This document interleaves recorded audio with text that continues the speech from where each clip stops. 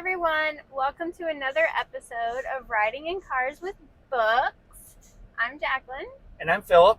And today we are going to be discussing Nimona by Stevenson. Oh my God. Oh, jeezums. It's a roller coaster ride, baby.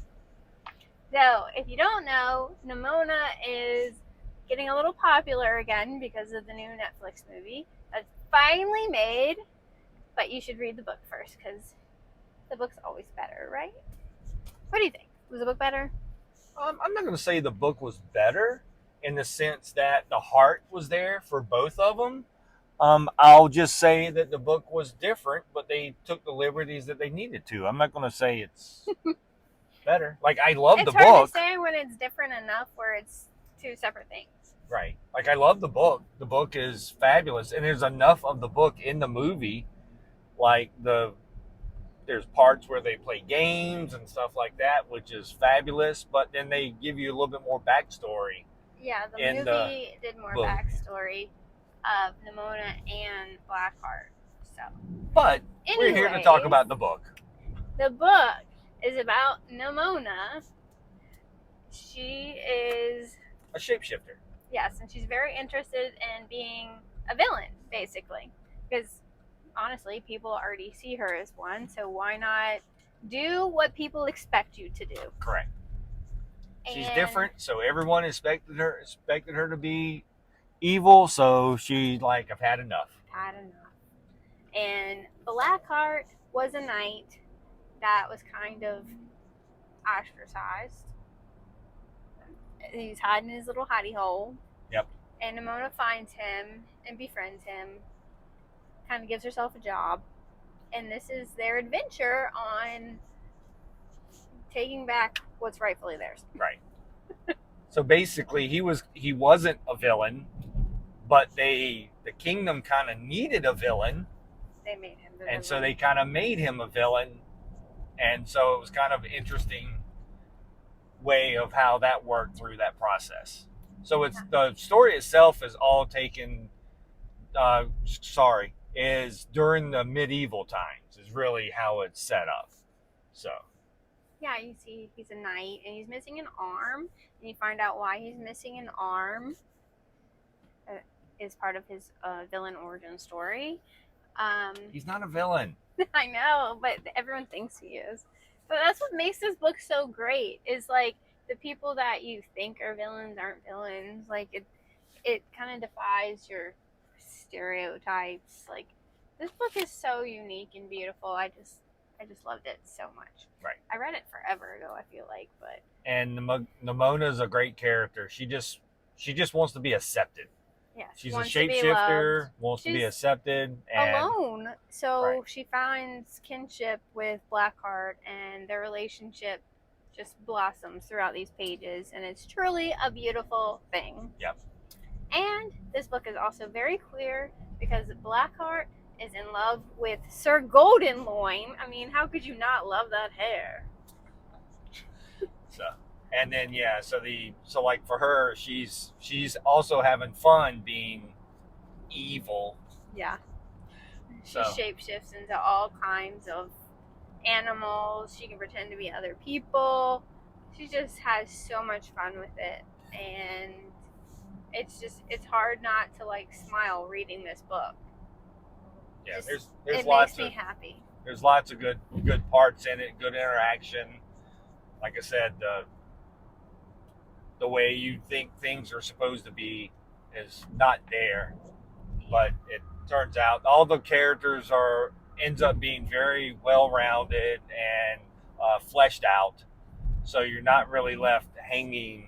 But the book does just dive right in, right? It's right in. Like you don't get like led up to a certain point. You just dive right in where Blackheart is coming up with his next scheme, and then Nimona goes, "I'm your new sidekick." Yeah, basically, she just shows up at his little hidey hole one day, and it's like, "I'm here for the job." Right. And he's like, "Who are you?"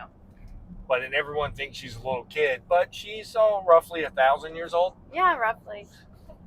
Give or take. You don't really get her backstory until like the middle of the book, and even then, it's like, is that really her backstory? Right. Yeah. I will say that that's what they do a little differently in the movie. Is in the movie they give you a definitive backstory for Nimona, and it which is wonderful. right, but it makes sense for the movie, right? It like doesn't take anything away from the book. Not it at all. adds to it in Correct. a beautiful way. Yep. And the backstory part is what brought me to tears watching the movie last night. So, if you like super villainy and adventure and ridiculous funness, check out this book. Watch the movie. Also, if you're a fan of audiobooks, they did a full cast narration of the graphic novel, and it's super fun. They narrate parts that, like, obviously you would miss because of the art, but they did an amazing job. I don't feel like there was anything really missing with the sound effects, all the different narrators. No. It was really fun to listen to. We listened to it together. Yep, it was really good. Like in the parts, like in the book, where they talk about, where they kind of mention something, but they let the visuals of this art give it to you. They have a narrator that narrates that in the book. Yeah, so like they'll tell you what animal she turns into in case it's not stated.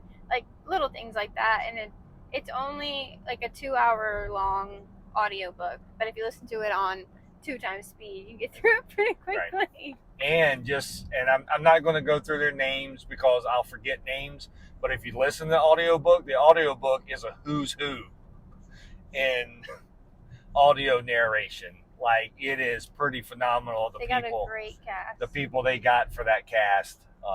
And once again, if you're looking for movie people, that's not what I'm talking about. I'm talking about people who do audiobook for a living. It's that crew. And there's a couple of them in there that I've pretty much listened to almost every book they've done. Just saying. He's a big fan. Yep. But there's nothing better than a floppy version of the original graphic novel. Definitely check this out before you watch the movie, but I still recommend the movie. Yes. Yep. Nimona is definitely an A+ book. It's been wonderful. So, and she's, like I said, all the characters in it are great. It's during the medieval time. It's adventures. It's, spy versus spy type stuff. It's shape-shifting. What can go wrong? And the government is kind of, the government. So the government is the villain, let's be honest. So that's handled actually really well also. So, but it's all there. It's a wonderful book. It's nice that we get to talk about it again. Because of the movie. Yeah, this book came out in 2015 from Harper, and if you buy it now, you're going to get a giant Netflix sticker on it. Right. But yeah, this came out in 2015, and they've been struggling to make it a movie, and it's finally real. Right. I'm so happy for them that it's finally real. Have to go home and watch the end of She-Ra again. She-Ra. Well, if you like this video, subscribe if you haven't already. Tell your friends. Leave us a comment what books you want to see us do next. And we'll see you next time. Bye. Bye.